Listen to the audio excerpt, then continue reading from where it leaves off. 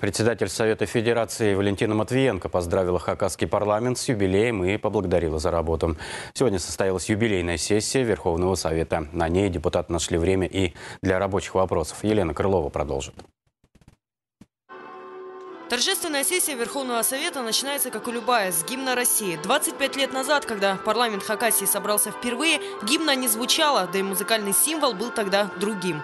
Сегодня в зале специальные гости и те, кто стоял у истоков, и крупные политики. Первым благодарность Верховному Совету выразил глава республики Виктор Зимин. Не могу не сказать о той конструктивной и важной работе, которая ежегодно ведется в процессе принятия корректировок бюджета республики. Хотя процесс этот всегда непростой и редко обходится без эмоций.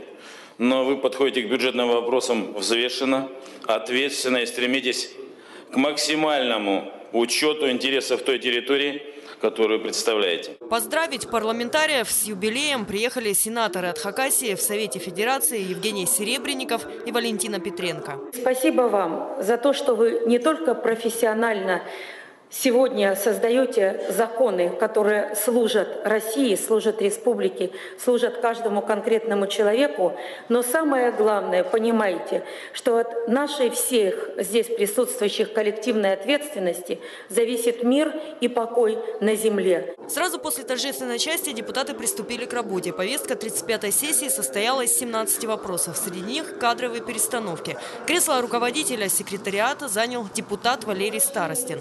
Вызвал обсуждение проект закона о промышленности. За минувший год объем в угольной отрасли вырос на 12%. Раньше госплан принимали мы. Вот там мы могли бы сказать, сколько будет заводов, фабрик построено, сколько доходов получим и так далее.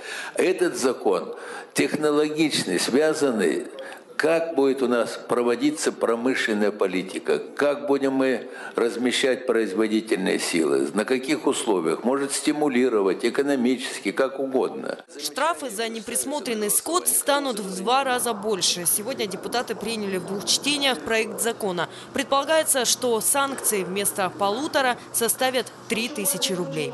Елена Крылова, Игорь Брюханов, Вести, Хакасия.